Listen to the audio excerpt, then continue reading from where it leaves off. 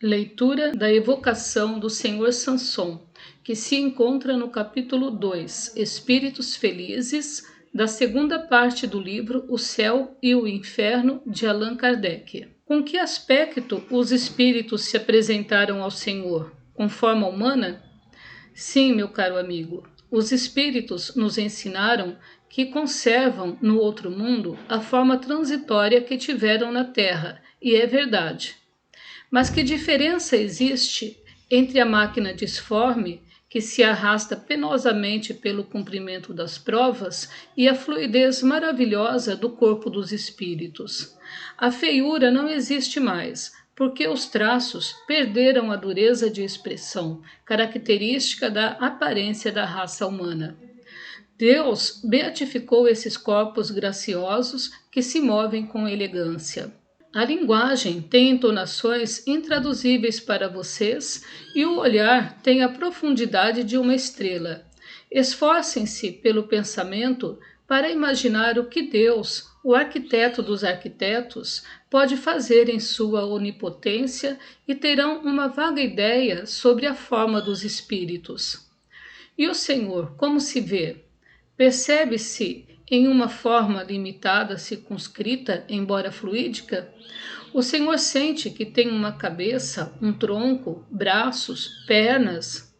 O espírito, tendo conservado sua forma humana, mais divinizada e idealizada, tem, sem contradição, todos os membros de que vocês falam.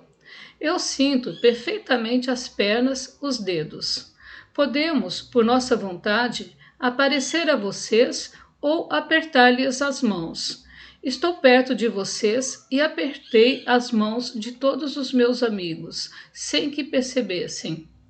Nossa fluidez, se quisermos, pode estar em toda parte, sem obstruir o espaço, sem causar nenhuma sensação. Neste momento, vocês têm as mãos cruzadas e minhas mãos estão entre as suas. Digo-lhes, eu os amo, mas meu corpo não ocupa um espaço, a luz o atravessa. E o que vocês chamariam de milagre, se pudessem ver, é para os espíritos uma ação contínua a todo momento. A vista dos espíritos não tem relação com a vista humana.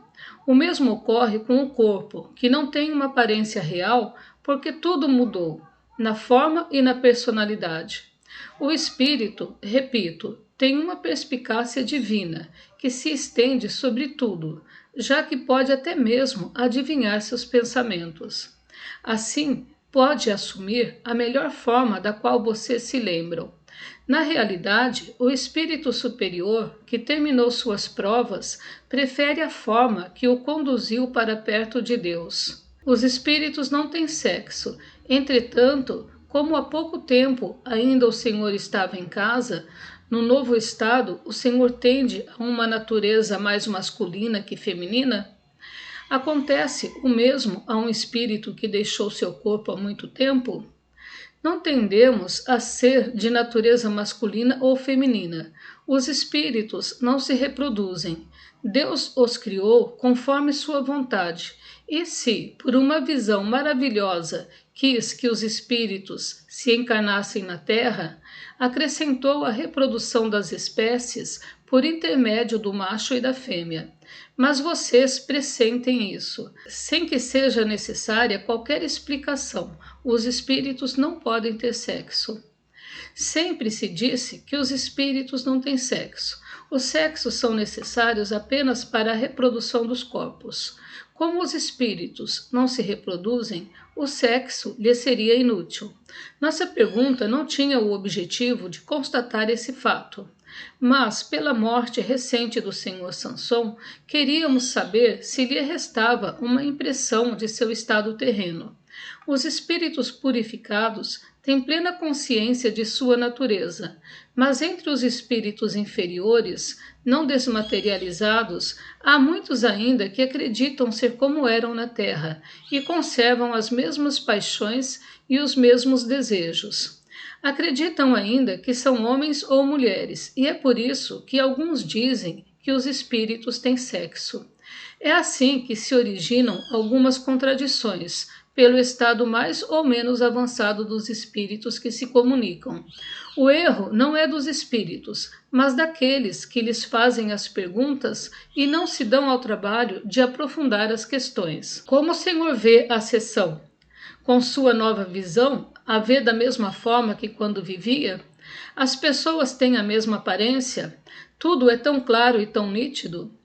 Bem mais claro, porque posso ler o pensamento de todos e estou muito feliz com a boa impressão que me dá a boa vontade de todos os espíritos que estão reunidos. Quero que a mesma cordialidade aconteça não só em Paris, para a reunião de todos os grupos, mas também em toda a França, onde grupos se separam e se invejam mutuamente, impelidos por espíritos trapalhões que gostam da desordem, enquanto o espiritismo deve ser um instrumento que tem todas as qualidades para aperfeiçoamento do ego.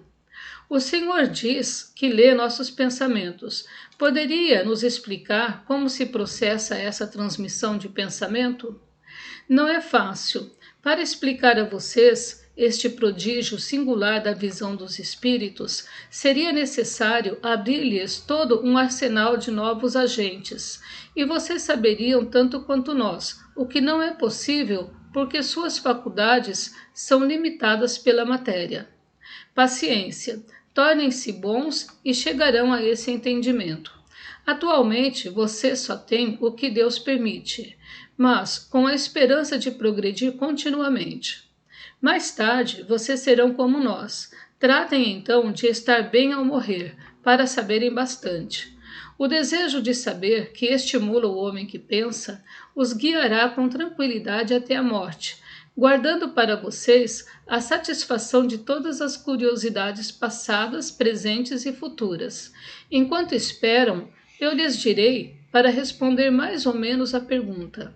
O ar que o cerca, imaterial como nós, leva o caráter de seu pensamento. O suspiro que vocês exalam é, por assim dizer, uma página escrita do que pensam. São lidos e comentados por espíritos que esbarram em vocês o tempo todo. São os mensageiros de uma telegrafia divina a quem nada escapa.